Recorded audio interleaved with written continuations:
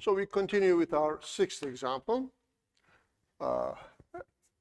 This will be about changing variables in a triple integral, but in an obvious way.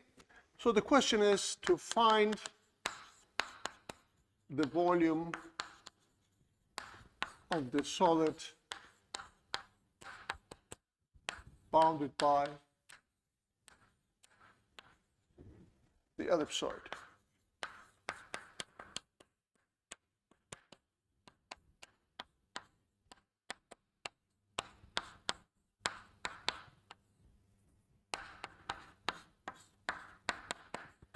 Well, of course, as usual, we deal with positive numbers. Okay. Obviously, the volume wanted is the triple integral over S of 1, by definition. Now, of course, when you work with the triple integral, you want to write it in iterated form. And clearly, if you solve for z or y, whatever, you will have roots, and the calculation will not be very easy. But we can make it a lot easier if we use spherical coordinates. Why? Why? Because an ellipsoid is almost a sphere, up to constants. Well, if we directly use spherical coordinates in this problem, we will see that we will have, again, a mess, a very bad calculation.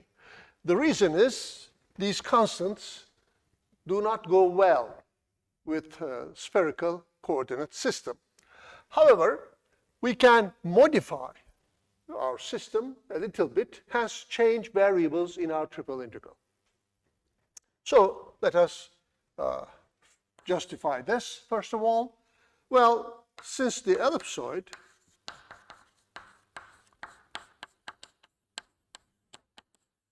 is similar, actually it's more than similar maybe, to a sphere, okay, we prefer to use spherical coordinates.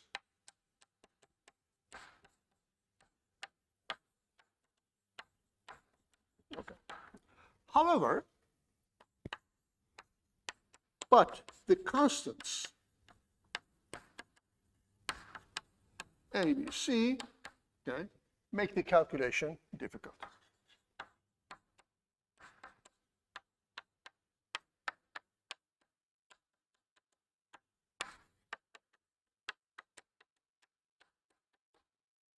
Okay, so what do we do? Well, so we use modified spherical coordinates.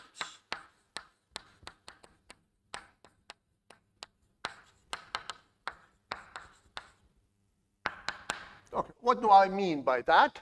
Well, in the spherical system, okay, we recall this is rho sine phi cosine theta. Y was rho sine phi sine theta, and z was rho cosine phi. Okay, now if you put these in this equation, you will have a very bad formula for rho. Well, the only reason is we divide by ABC. Okay, so let us first multiply them by these constants. What happens now?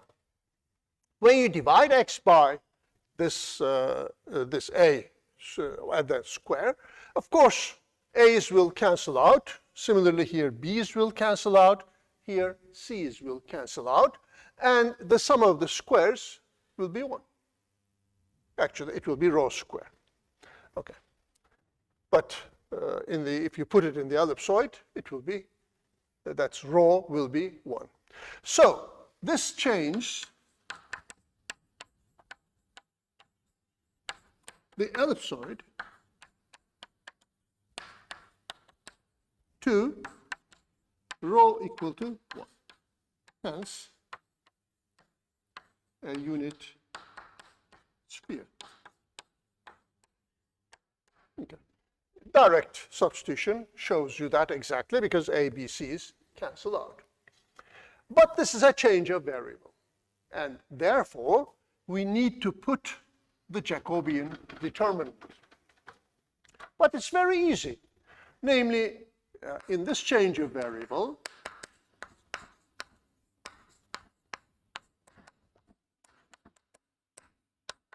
okay,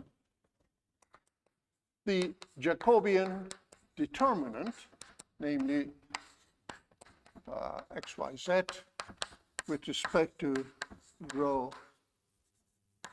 phi theta. Now, here, these are not the usual, okay, spherical coordinates. We have to be careful there.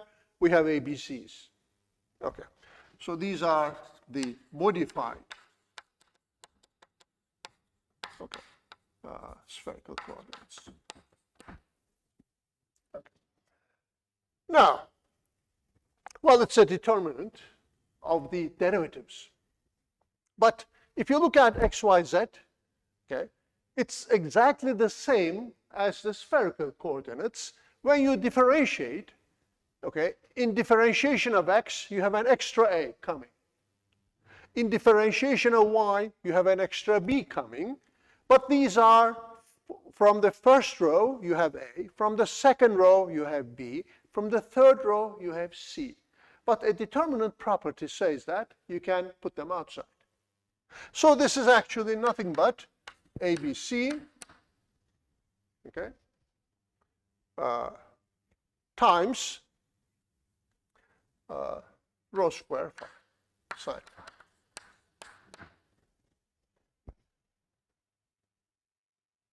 Okay.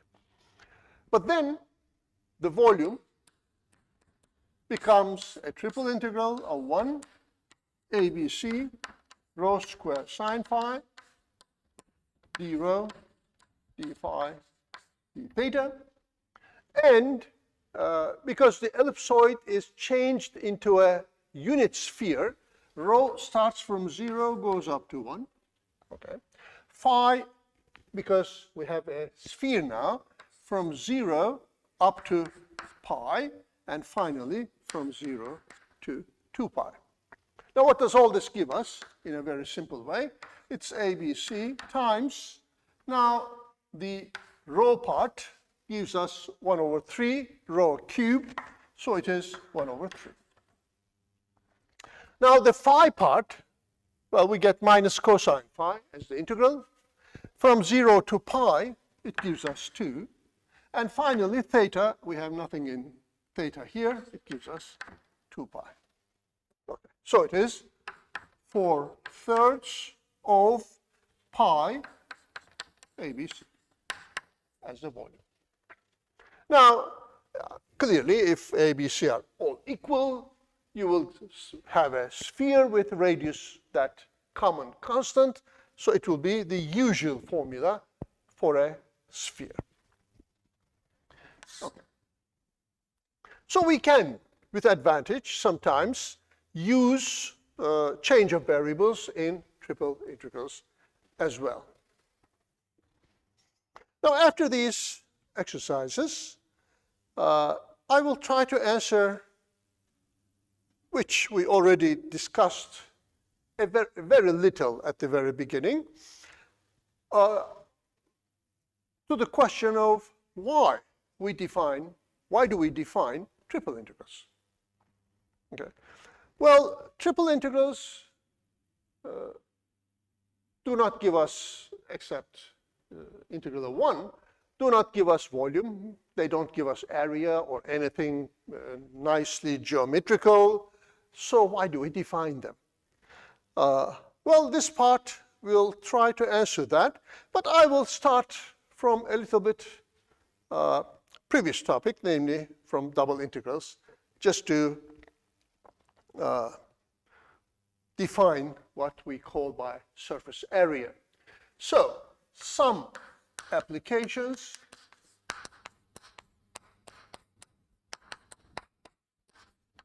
of double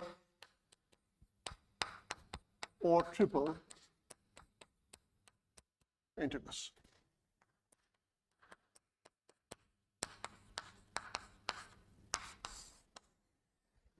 Okay. Let me note that there are many more applications of triple integrals in electric field theory, in viscosity, in calculating total energy of some system, whatever. But these are too technical for us. We will not go into those. Well, the first application will be about surface area.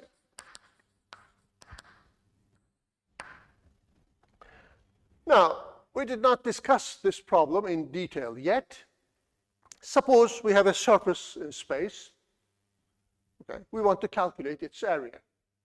An example, for instance, what is the area of the surface of a sphere? Okay, we know a formula for it, but how do we derive it? Okay, where that formula comes from. To analyze the problem, okay, let us look at the following diagram. Okay, we have, say, some region D at the bottom, and at the top, okay, we will have some surface, say f of xy. Now, to obtain the surface area, okay, we will consider, okay, certainly we need an integral, obviously, so we will have Riemann sums and so on. So we will start with such a delta x and delta y region at the bottom. Now, when we go up, okay, this will give us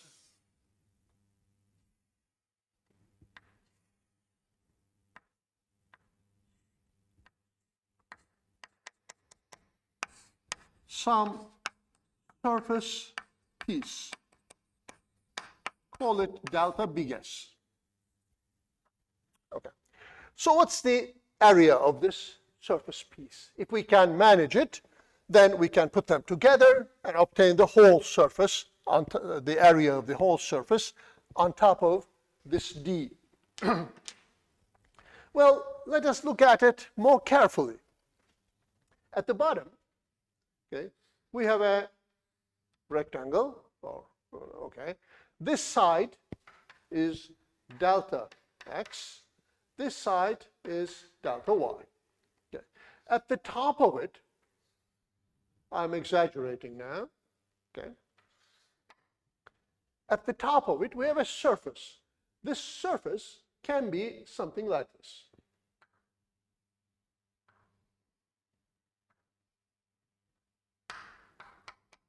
Okay. This is our delta S.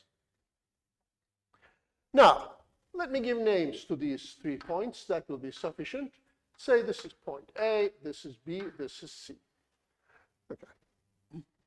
Now, the area of this surface piece can be calculated, okay, if we know the vectors AB and AC, okay, and if we take the cross product. Okay, because if I form a parallelogram using these vectors, okay, well, these should be parallel, so something maybe like this, okay, then the area of this planar piece will be almost equal to the area of delta S, because delta x and delta y will be very small. And I assume, of course, that this is a continuous surface. Well, what is AB? Well, AB, firstly, consists of, okay, 2 pieces. These pieces are, okay, one parallel to this line segment, and one, okay, going up. And of course, this is vertical. Well, this means two things. Firstly, I go in this is of course parallel to the x-axis, so it's in the I direction. So this is delta x times I plus, clearly it has no component in the y direction, okay? So it is 0 times j, and, okay, in the z direction, that's this height, okay? If you look at, firstly, the ratio of these two things, that is something like this, okay? If you look at this, this is my delta z, this is my delta x. So I'm looking at this triangle here in AB. Okay. Then this ratio, that is delta z over delta x, is almost, if these are very small numbers, well, z is f of xy, so it is the derivative of f with respect to x. Now, this tells me that I have f sub x times delta x k. Of course, we don't have equality. It's almost equal to, okay, because we don't have f of x here. We have delta z over delta x. Similarly,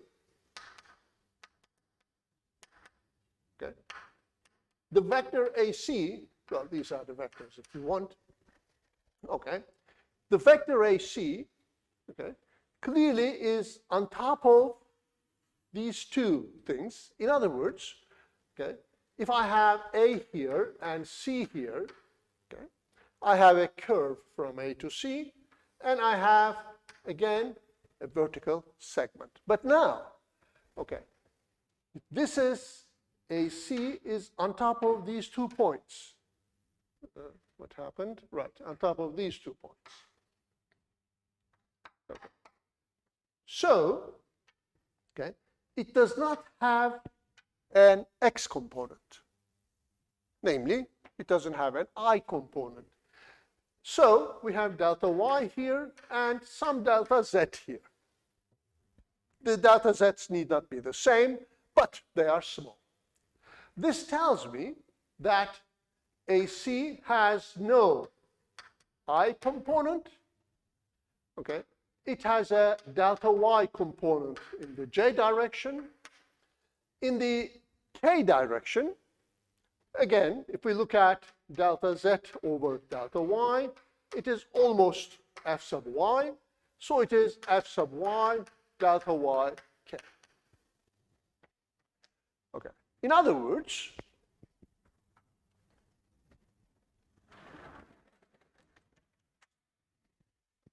okay, so AC is almost the vector, okay, delta y times, okay, delta x times, delta x is the common term. We have no j term, so this is 1, 0, f sub x. And it's AB, sorry. AC would be almost delta y, 0, 1, f sub y. This time, I mean, delta y is the common term, take it out. So, the delta S, that is the area, okay, of what we see on top of this little rectangle at the bottom with sides delta x and delta y, okay, is almost the length of AB cross AC. Okay. Well, if we calculate that, remember, it's the length of the determinant of ijk. Well, we put A, B first, it doesn't matter. 1, 0, f sub x, 0, 1, f sub y. Okay. But we have two factors outside, so it is delta x, delta y. So this tells me, of course, that I have the vector here. Okay, we have minus f sub x minus f sub y, and for k we have 1 times delta x delta y. Well, this length is then, okay, well, this is an approximation, but in the limit it will be the differential surface area element. This is by definition the square root of f sub x square f sub y square plus 1 delta x delta y. Okay. Now, finally, surface area, okay, would be the limit of the sum of delta s's, which would be the limit of the sum of root f sub x square f sub y square plus 1 delta x delta y. Of course, because we have x's and y's, these sums are in fact double sums, because these delta s's are indexed by I and j at the same time. But this limit, by definition, is the double integral over d of root f sub x square f sub y square plus 1 dx. So this gives us the surface area.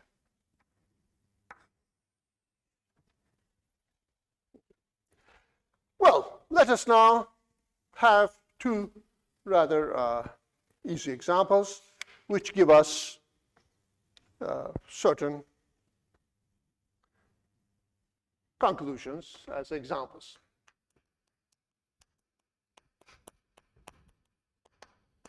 Okay, as we already remarked, okay, let us find the area of the surface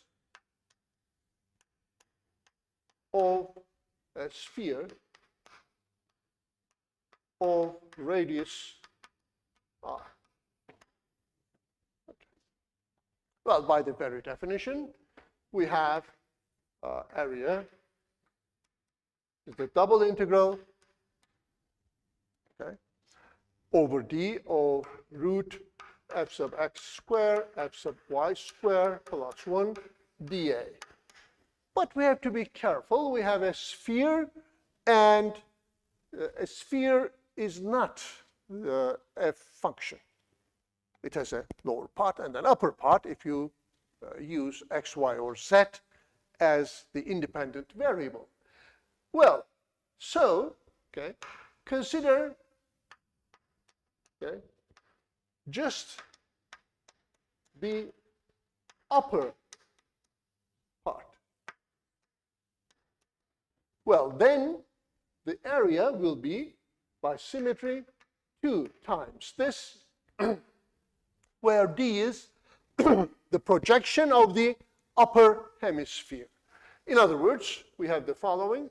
We have an upper sphere, okay, whose equation, of course, is z is root r square minus x square minus y square, okay.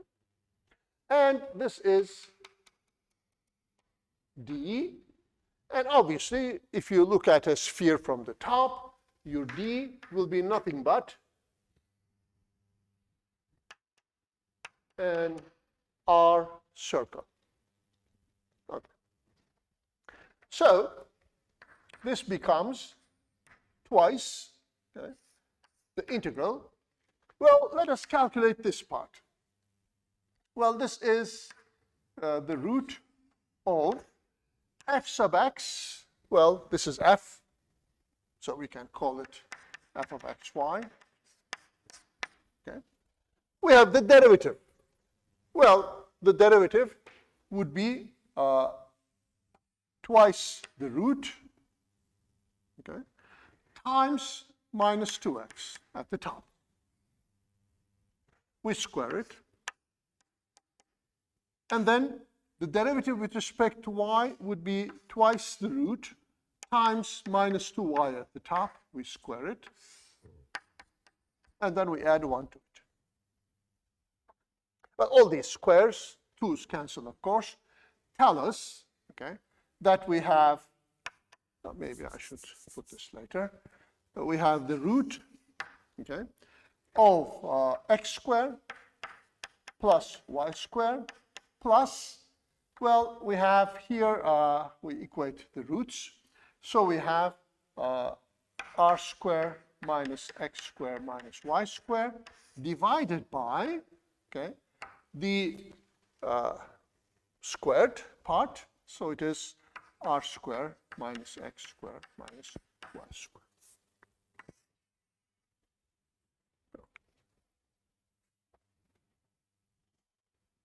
The bottom is the same, and so we end up with this. Well, we can simplify this, of course. These all cancel out, so it becomes r divided by the root r squared minus x squared minus y squared. So our calculation shows that we have x squared plus y squares. We have a circle at the bottom, so we use doubles, polars in the double integral. Okay, using polars in the r circle, okay, well, the function is r over root r squared minus r squared.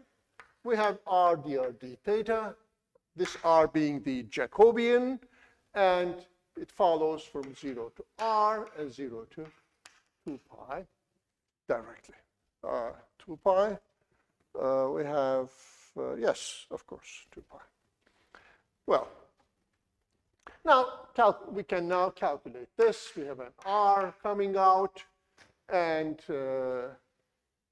if we multiply and divide by 1 over minus 2, we will have minus 2r here, which is the derivative of this. So it is the integral of 1 over root u. So it is nothing but twice root r squared minus r squared from 0 to r. But then we multiply it with 2 pi. Okay. Oh, well, actually, we had an extra 2 here, so we should put it. So we have this. Okay. Clearly, when r is capital R, we have 0. Minus, when we have 0, the minuses cancel out. We have r, 2, and another r, and another 2 pi. Okay. So it gives us 4 pi r squared as expected. Okay.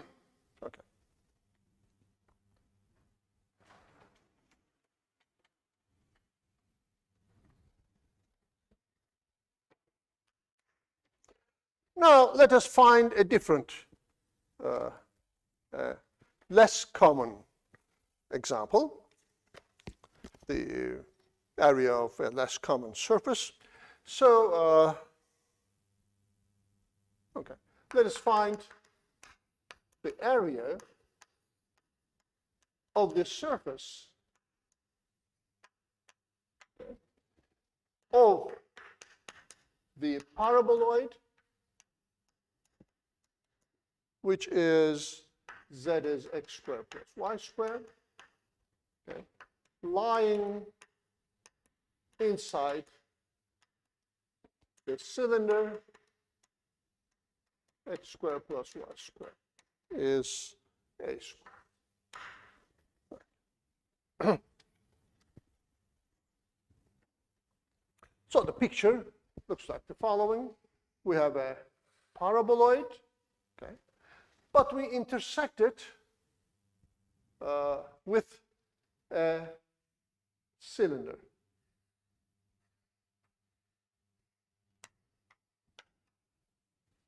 Okay. Now, when we do this, of course, the part of this paraboloid which lies inside this cylinder clearly will be the this part.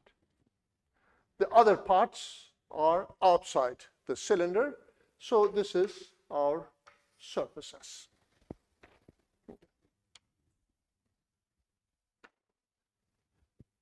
Well, of course, the cylinder has radius A, okay, and so we will manage it.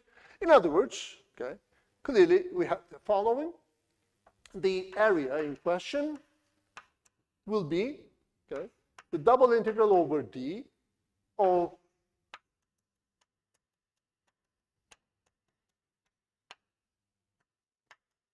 this function. This would be the area of the surface. Now, the function in question, of course, is the paraboloid.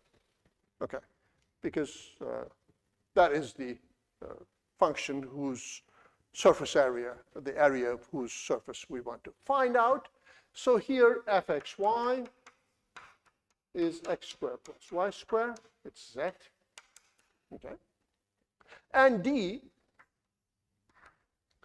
is what we see when we look from the top to the surface. Obviously, we see this circle, which is the same as the projection of the cylinder. In other words, this is an A circle. Okay. So the area in question becomes the double integral of, let us calculate these, they would be easy. We have 2x squared, 2y squared, and 1 under root, okay, dA over b. Now, because we have a circle, we use polars. And using polars means that we have, okay, 4x squared plus y squared. Well, x squared plus y squared is r squared, so this is 4r squared plus 1. The Jacobian, dr d theta. And r changed from 0 to a, and theta 0 to 2 pi. Now, this, of course, is very easy to evaluate. Well, firstly, there is no theta inside, so you just have 2 pi coming out. And for this one, well, the derivative of 4r squared plus 1 is 8r, so we would have 1 over 8 times 8r. Well, the derivative is here, so it is 4r squared plus 1, okay, to the power, well, 3 halves divided by 3 halves from 0 to a. Whatever you get after that. Okay. So this is about surface areas, and we can find the areas of many surfaces as long as the calculations make it possible.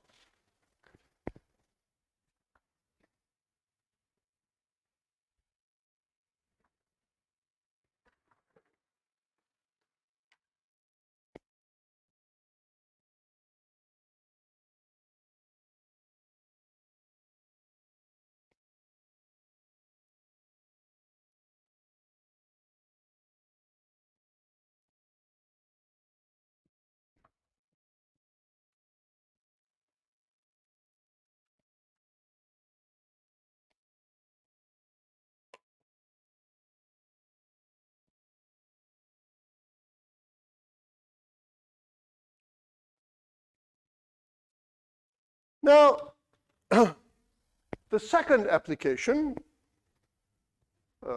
comes from physics, but actually it has a geometric taste. Center of mass. Well, to define center of mass, we define moments. So, let us borrow a few things from basically physics, because they have their applications over there. Okay, the moment of a point mass with respect to a plane is the following. You have a plane, okay? You have a point mass. You look at the distance to this plane. Okay. Then m, okay, yes, m is a good choice. The moment of a point mass would be simply m times d. Definition. Okay, so you multiply the distance with m. Clearly, this is very sensible if you are working with rotations. Because in rotations, just this m is not enough. Namely, knowing this m is not enough. You also need to know how far it is to the axis of rotation. So this product certainly makes sense. Well, in leverages and so on, you have already seen in your maybe late elementary schools such concepts. Now, of course, we are not interested with this very simple definition. So, in general, if we have, okay, a plane, and if we have a, okay, solid, now, say S, then what is the moment with respect to this? Of course, the idea is to make this look like this one. Okay. So you take a little piece. By a piece, I mean a little box. Say it has a delta m mass, and its distance to this is something, say d. And so you look at m as the limit of the sum of d times delta m's. Now, one word of caution, in defining moments, because they come from rotational motion, if some parts of this solid are on the other side, okay, you don't use always the positive distance. So you use negative numbers as well. So this is important. Namely, since moments come from, or rather are important in the rotational motion,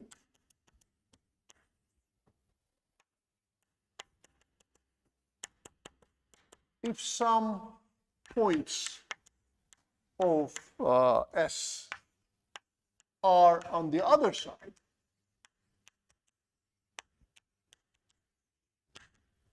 okay, one uses negative D's. Okay. Well, why? Well, obviously, okay, if you say tie a rope to this and rotate that, okay, you will have some motion. But if half of this is on the other side, and if you connect a rope to it, okay, then if you rotate that, well, actually it won't rotate. Okay, if your point in question is appropriately centralized. So, in this argument, the moment must be zero in that case. So if the moment is positive, you have a rotational motion. If it's zero, there is no rotation in the first place. This tells you that some d's must be negative. Well, what we are interested in is the following. In particular, if the plane is x is x0, then Okay? The distance, okay, as I said, I'm not using a positive distance, okay, would be x minus x0 for xyz in S. Well, this means that, so M will be the, okay, let me write it this way first, limit of the sums of x minus x0, that plays the role of d, okay, times delta m. Now, delta m is, of course, okay, the density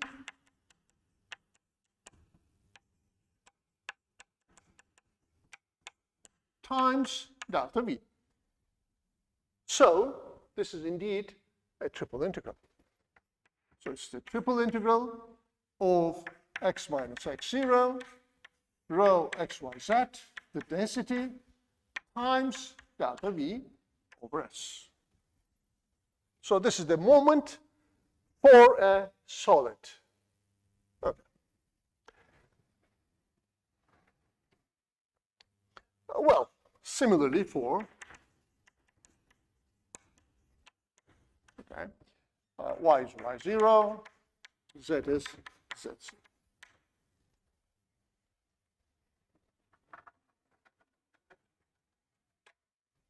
Now, the center of mass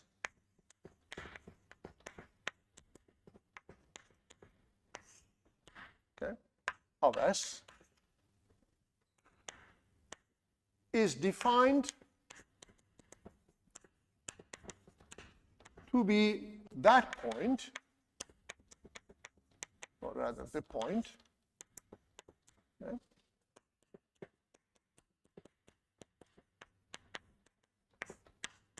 such that all moments, okay, namely integral of S, x minus x0, rho xyz, dv, okay, integral over S, y minus y0, rho xyz, dv, and S, z minus z0, rho dv, okay, are equal to 0. So that, okay, if hung as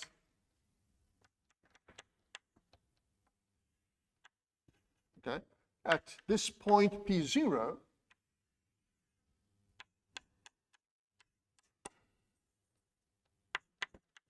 okay, the solid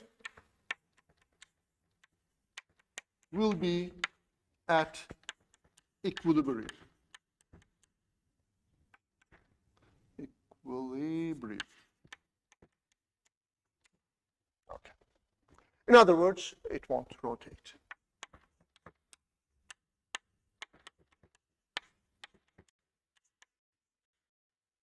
Okay.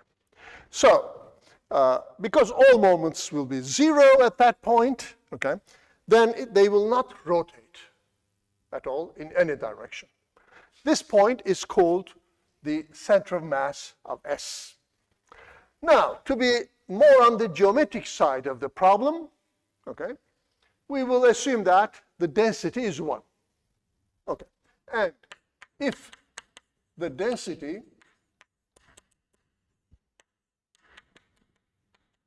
is 1, okay, then the center of mass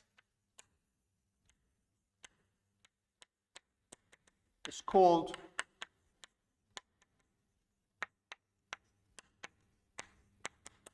the centroid of S. Okay.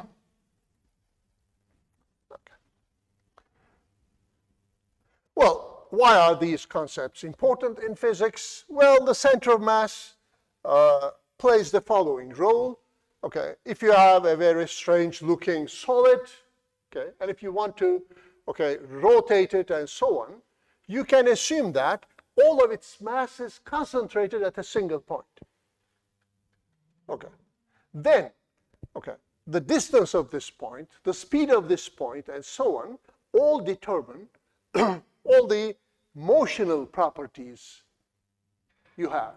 For example, the momentum, the energy, the speed, etc., are all dependent on this center of mass. So it simplifies many calculations. Okay. And it will not rotate around that point, so it's an extra plus. So now, let us, as an example,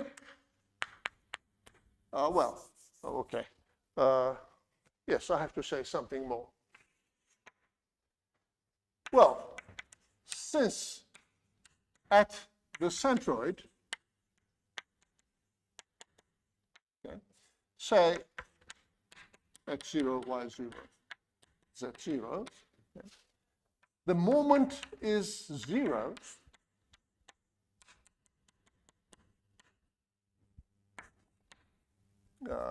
okay, just dv, because rho is 1 in the centroid, okay, we get the following. Okay, we get that the triple integral over s of x dv is the same as the triple integral of s of x0 dv. But this is, you can take x0 out, it's a constant, so you integrate 1. Well, this is the volume of s. So x0 can be found as the triple integral of x dv divided by the volume of s. Okay. Similarly,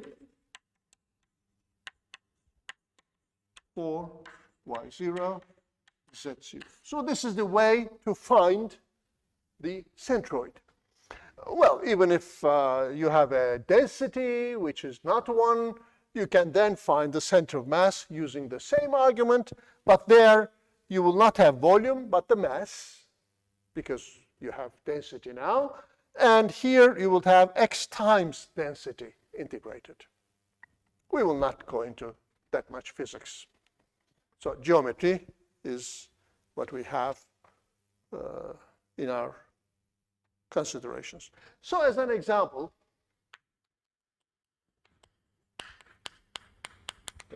let us find the centroid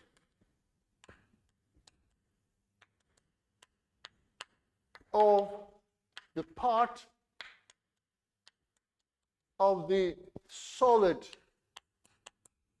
sphere lying in the first octant.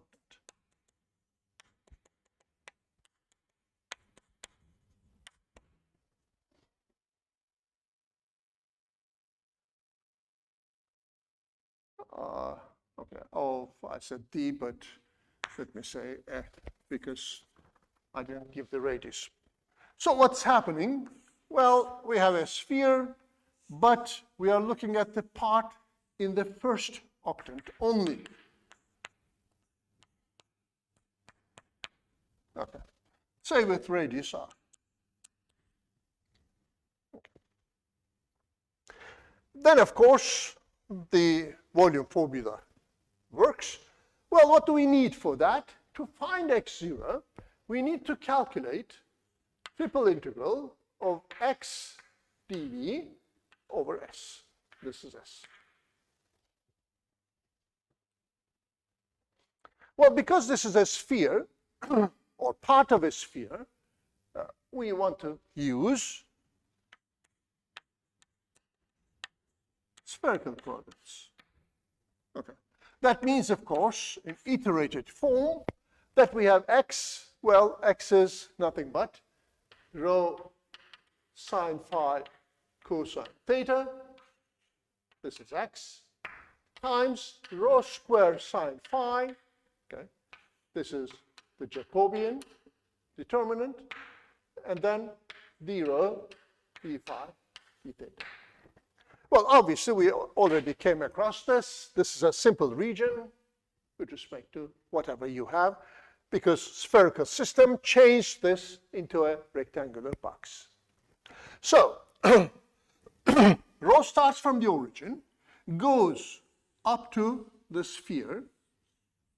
The sphere is, rho is r, so it starts from 0, goes up to r. Well, phi starts from the positive z-axis, goes up to the xy plane, so up to pi over 2. And theta starts from the positive x-axis, goes up to y, so again, 0 to pi over 2. Okay. Now, let us look at these things in more detail. Well, we have only one cosine theta here, and we have a rectangle, so we can evaluate them separately. Integral of cosine theta would be sine theta from 0 to pi over 2, which is 1. Okay. Now, integral of sine phi squared. Okay. Well, it's a little bit, maybe it requires some work. It is, of course, sine square phi, okay, which would be 1 minus cosine 2 pi over 2. So its integral, okay, would be phi over 2 minus sine 2 pi divided by 4, 0 to pi over 2. And finally, we have just rho cube, so it will be rho to the 4th over 4 from 0 to.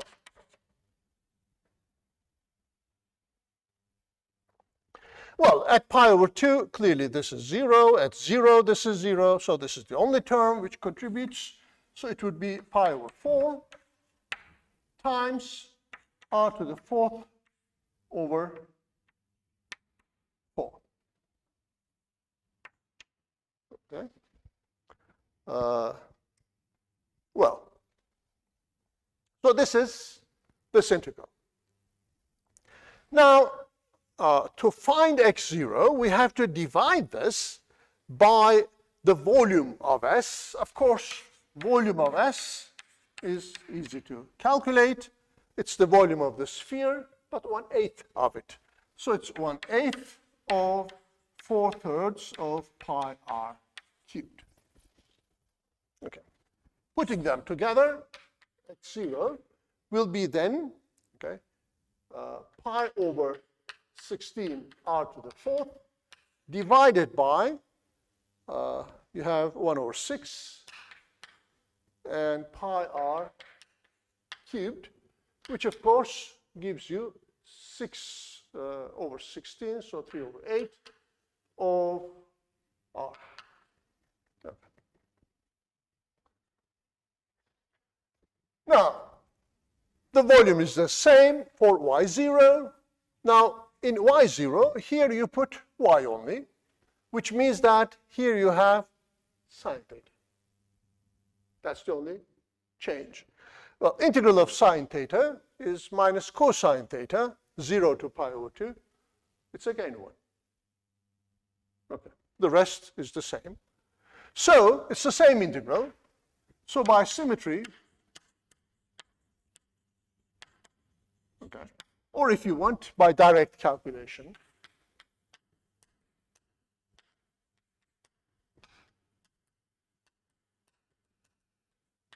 okay, we have y0, z0, all equal to 3 over 8 r. So p0 happens to be 3 over 8 r, 3 over 8 r, 3 over 8 r.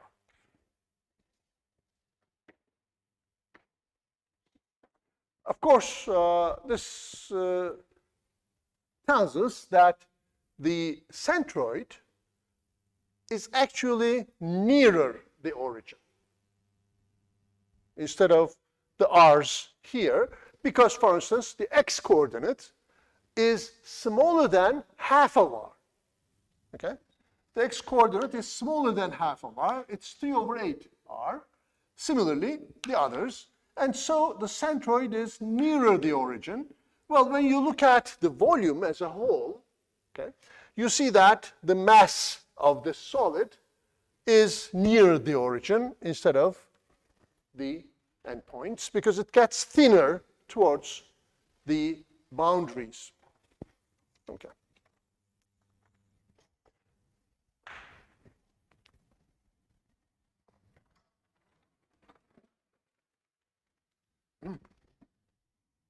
Well, another example of the use of triple integrals is the so-called moments of inertia. Well, the definition is the following. Okay? If you have a point mass and, okay, a line, in this case,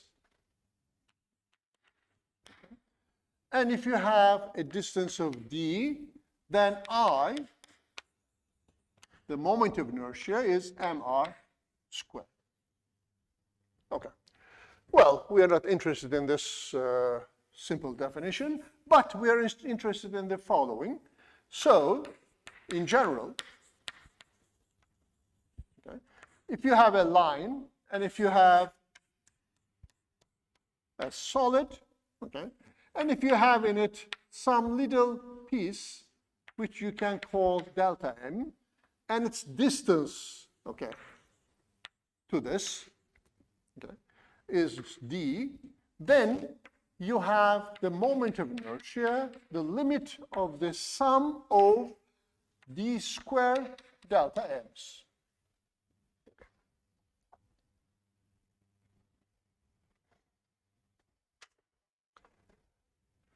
Well, d is the distance, okay, to the z-axis if you take this as the z-axis. Okay? So, if the line is the z-axis, that is, if the rotation takes place around the z-axis, okay,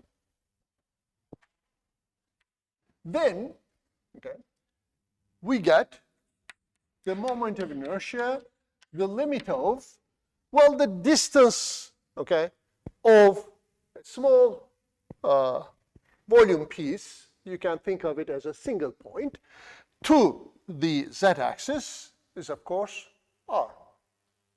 Okay. So this is the polar r times delta m. So, okay, again, this is density times delta v.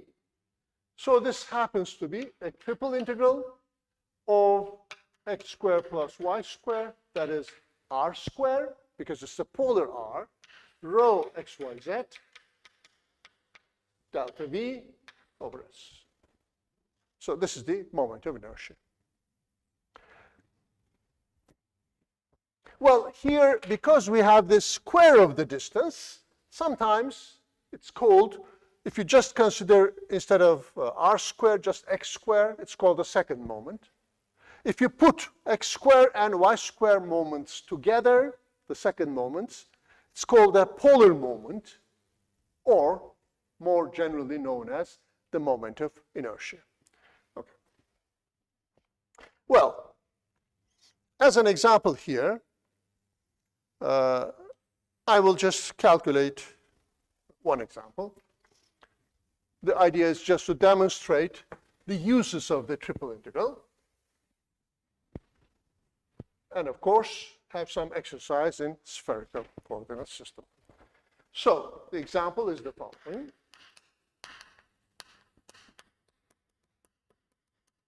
Find the moment of inertia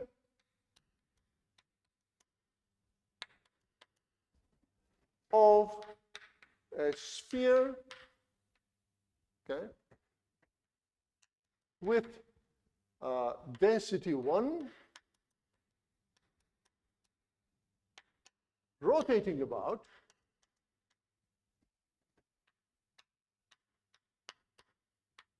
an axis through its center. Now, unlike the moments, there is nothing to cancel anything else because we have the square. So we need to get, we expect to get some positive answer here. Okay. Well, so without loss of generality, okay, take this axis as the z-axis and consider the following. Okay, we have the z-axis, okay, and we have a sphere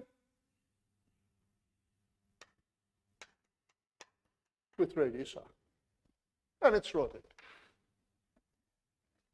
So, according to what we said, the moment of inertia is a triple integral of x squared plus y squared, okay, 1 dv over s.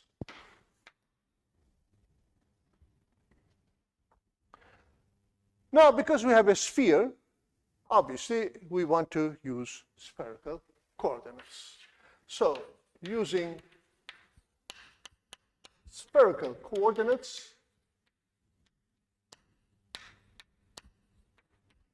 I becomes the triple integral over a sphere of x squared plus y squared. Remember, this is r squared.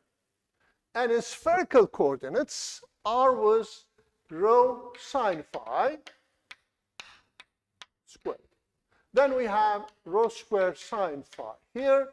This is the Jacobian determinant, d rho, d phi, d theta, over a sphere. Well, a sphere is the best thing you can have in a spherical coordinate system. This is 0 to r, phi 0 to pi, the other one 0 to 2 pi. Okay. Now, with respect to rho, we have rho to the 4th. So it is 1 over 5, rho to the 5, 0 to r. That takes care of rhos. For thetas, you have no thetas inside, so you have 2 pi for thetas. And the rest is 0 to pi sine cube phi d phi. Now you can write this, of course, as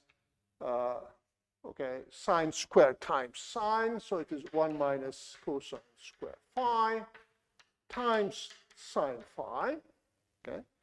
Now sine phi is the derivative, okay, of cosine phi. So you can write this as 1 over 5 r to the 5 times 2 pi times the integral of 1 minus, let me see. Yes, of course, you put u is cosine phi. So this gives you 1 minus u squared. Okay. The derivative of cosine is minus sine phi, so you have a minus du here. Okay. And when phi is 0, you start from 1. When phi is pi, you reach minus 1 for u. Calculating this, you have u minus 1/3 of u cubed from minus 1, from 1 to minus 1. Okay. So at minus 1, okay, this would be a positive. So you have minus 2/3 minus, we have another minus 1. I will put that in place. You have a minus sign. Okay. So that would be important. So this becomes plus. And at 1, you have 2/3, okay? And you have minus 2/3, so it is another 2/3. So it is 4/3.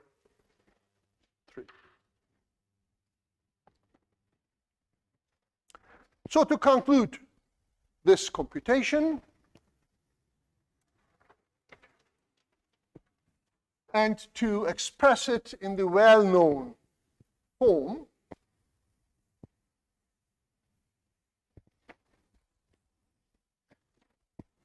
let us continue our calculation. It becomes 2/5, right?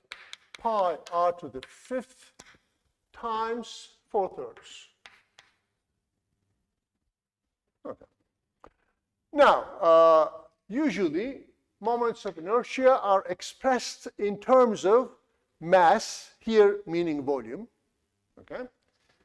So here m, that is mass, is volume. So let us have 8/15 pi r to the 5th. Let us divide and multiply by n. Okay. Now, this is 1. The mass or the volume of a sphere is 4/3 of pi r cubed. Okay. This gives us, okay, 3/15, it's 1/5, and 8/4, which is 2. So that's 2/5. You have r cubed, r5 divided by r cubed, it's r squared times. Okay. You will, get this moment of inertia as a standard formula in rotational motion in physics, but this is how it's calculated. Okay.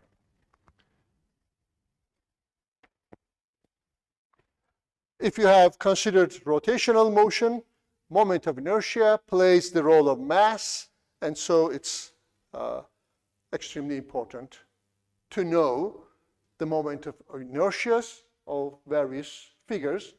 They, of course, depend on the position as well. Namely, they depend on